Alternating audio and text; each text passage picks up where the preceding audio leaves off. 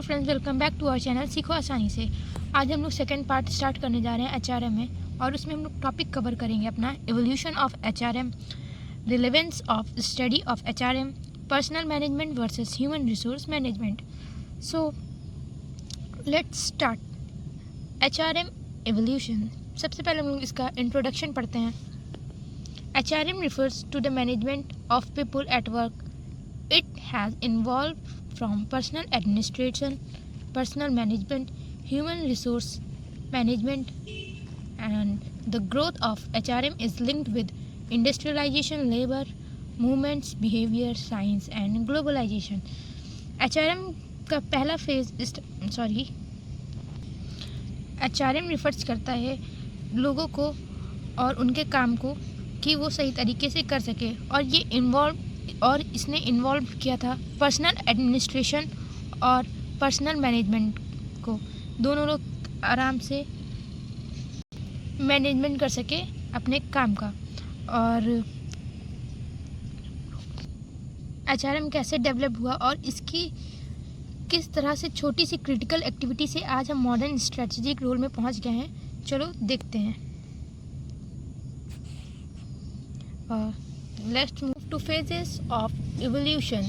First is that industry revolution era late 18th century to 19th century. इसमें कहते हैं machine replace manual labour, rise of factory system आया, machine चलने लगी। Focus hiring workers, keep records and ensure discipline. Work था records बनाना, hire करना और डिसिप्लिन मेंटेन करना।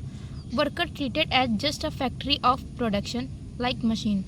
वर्कर्स को सिर्फ लेबर माना जाता था, जैसे कि एक मशीन हो, और इस सिर्फ काम निकालना इंसान को और उसकी वैल्यू नहीं देना। उनसे वो लोग काम निकालते थे और उन्हें वैल्यू नहीं करते थे, बस एज अ मशीन ट्रीट करते थे, ना कि वो इंसान है ऐसा ट्रीट करते थे।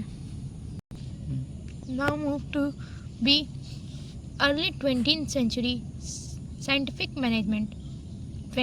आफ्टर 19 के बाद 20 आया तो उसमें इंट्रोड्यूस हुआ बाय F.W. टेलर ने इंट्रोड्यूस किया अपना scientific management principles like standardisation of work, time and motion study, monetary incentive to increase efficiency. Taylor ने कहा कि काम को साइंटिफिक तरीक़ों से करो, time and motion study, standards rule और इंसेंटिव्स इंट्रोड्यूस करो। फोकस प्रोडक्टिविटी पे ज़्यादा फोकस करो और वर्कर वेलफेयर पे कम। मीन्स ज़्यादा से ज़्यादा प्रोडक्टिव हो और इफ़िशेंसी हो, मतलब स्पीड आउटपुट बढ़ाओ। इंसान को अभी भी एक टूल की तरह ही ट्रीट किया जा रहा था। Welfare and industry relation 1910 to 1930. Rise of trade union needs for worker welfare and negotiation. Employees introduce welfare officer governance handling. Labor legislation comes into pictures, factory laws, working hours, wages. It means that जैसे जैसे industries बड़ी, workers ने union बनाने लगे, इस वजह से welfare officers appoint किए गए और लेबर लॉ बनाए गए, जैसे working hours, minimum wages, factory acts. यहाँ फोकस था इंडस्ट्रियल पीस और कॉन्फ्लिक्ट को रिड्यूस करना।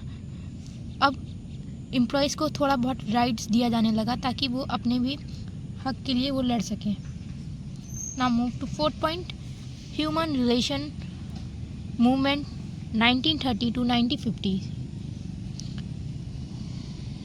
Human relation movement triggered by Horton experiment. Elton Mayo. He found that productivity depends not only on money but also on moral, teamwork and supervision style. हॉर्टन experiment से पता चला कि motivation, team work और good supervision productivity को improve करता है। Focus social and physiological needs of worker. Start of motivation, Maslow, Herzberg and MC Greer. Employees की फीलिंग्स और सोशल नीड्स को इम्पोर्टेंस दी गई। पैसे से ज़्यादा ज़रूरी रिस्पेक्ट, टीम वर्क और मोटिवेशन माना गया। किसमें? हमारी हॉर्टन थ्योरी एक्सपेरिमेंट में। Now move to fifth. Behaviour science and personal management era 1950 to 1970। Physiology, sociology and organisational behaviour applied to work. मतलब फिजियोलॉजी और सोशियोलॉजी अप्लाई हुआ ऑर्गेनाइजेशन में। Focus training development performance appraisal. Training development performance appraisal पर शुरू हुई, मतलब training दी गई, उनकी डेवलपमेंट की गई। Personal development emerged as a formal function in companies। मतलब पर्सनल डिपार्टमेंट ऑफिशियल बनाए गए कि अब इंसान को समझने की कोशिश की गई कि उनकी स्किल इम्प्रूव करने पर फोकस करना। स्ट्रेटेजिक ह्यूमन रिसोर्स मैनेजमेंट, ये स्टार्ट हुआ था हमारा 1980 और अभी तक यही चल रहा है। Globalisation plus technology, people as competitive advance focus advantage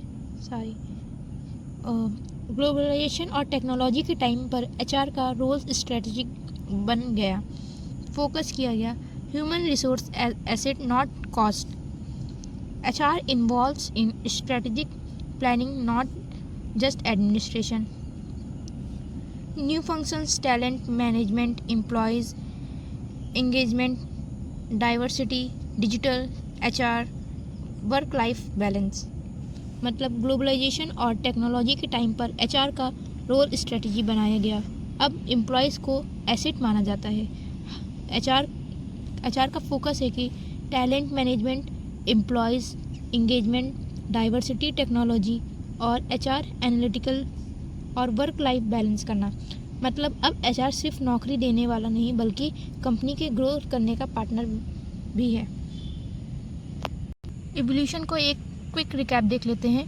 सबसे पहले हमारा था इंडस्ट्रियल रिवोल्यूशन जो हमारा 1980 में आया था और इसमें था हायरिंग, रिकॉर्ड और डिसिप्लिन मेंटेन करना और इसमें हमें एम्प्लॉयज़ को कोई भी बेनिफिट नहीं दिया गया था। फिर आता है हमारा साइंटिफिक मैनेजमेंट जो कि हमारा अर्ली 19th सेंचुरी में आया था। इसमें भी मेन मोटिव था कि प्रोडक्टिविटी और स्टैंडर्डाइजेशन को देखना, ना कि एम्प्लॉयज़ को। फिर हमारा आया वेलफेयर एंड इंडस्ट्रियल रिलेशन जो कि हमारा 1910 से लेके 13 तक था। उसमें हमारी यूनियंस, लॉ, पीस बने। इसमें थोड़ा सा मिला एम्प्लॉयज़ को कि वो अपने राइट्स, अपने हक के लिए वो डिमांड कर सकते हैं, लड़ सकते हैं। और फिर फोर्थ आया हमारा ह्यूमन रिलेशन मूवमेंट जो कि हमारा 1930 to 50 तक चला। उसमें हमारी मोटिवेशन और टीम वर्क के बारे में बताया गया कि सिर्फ पैसों से ही एम्प्लॉयज़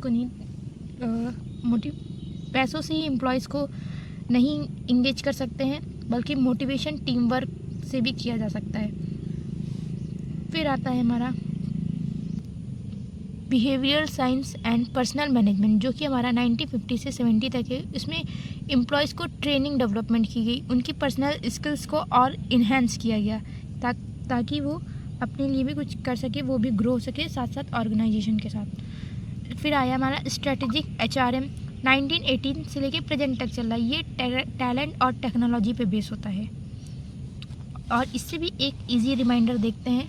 सबसे पहले स्टार्ट हुआ सिर्फ हायरिंग के लिए, देन प्रोडक्टिविटी के लिए, देन वर्कर वेलफेयर के लिए, देन मोटिवेशन दिया गया उन्हें, then training and development and now strategic partner with technology. So यहाँ से हमारी एवोल्यूशन होती है ख़त्म। आपको अगर वीडियो अच्छी लगी, like, comment, subscribe, share. Till then take care, bye bye.